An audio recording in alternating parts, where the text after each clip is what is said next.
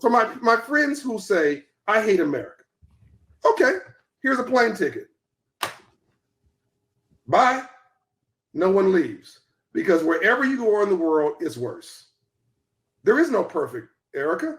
There is no, it doesn't exist. Racism, I'm sorry, so my last comment, and I'll listen to you then.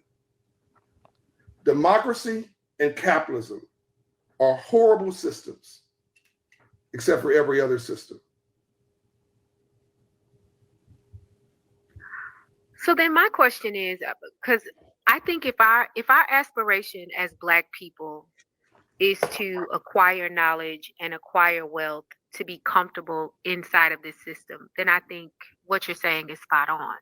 I think where we are diverging is that it seems like the goal of financial literacy, if we're saying that financial literacy is the civil rights issue of our time, should be how do we take this tool to dismantle the system, not figure out how to be comfortable in the system, right? No, that's an emotional argument. Look, if you want to dismantle the system, be a civil rights leader, be a politician. No, that's a different thing. You want to upgrade the system, not dismantle it. It's not about dismantling anything. It's about a radical movement of common sense. You know, you cannot give anybody anything if you're broke. You're broke. Why do people don't mess with Jews? They're not broke. The only freedom left in the world truly is financial freedom. It's the only one no one can take away from you. Political freedom they can take. Women's right to choose, they can take away from you. Your social freedom. We're seeing it right in front of us. The only true freedom is financial freedom. King said himself, entrepreneurialism, et cetera, and so forth, Black capitalism, he said buying Black specifically, all of this stuff is insufficient.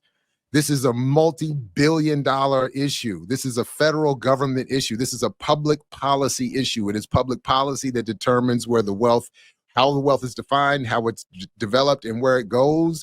And that's what would be necessary to close or end this divide. And to, again, in the name of that struggle, say literally the exact opposite.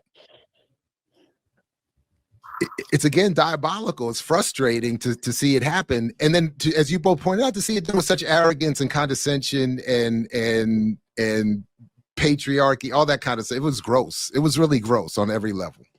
I think it's also evident that so many people misunderstand the historical purpose of the civil rights movement as well. So when we talk about what the purpose of the movement is, you take people like John Hope Bryant, and I think the answer that you can come to when you get to the end of their work is that the point of the movement is for Black people to achieve white adjacency. So the reason why we want to have good credit scores, the reason why we want to have home ownership is because we are trying to become white adjacent.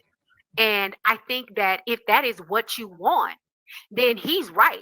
Financial literacy is the civil rights movement, because we're just really trying to become like the oppressors, to have what they have and to be as adjacent to them as possible. I think where the argument fails is when you really look into what the purpose of the movement was. It was not for Black people to become white adjacent. It was for Black people to achieve the rights we were trying to achieve. And I think the flawed assumption in the civil rights movement is that when we achieved it, we could take it and do something different with it. And I think you have people like Derek Bell saying, hey, that's probably not true. That's where we get things like critical race theory.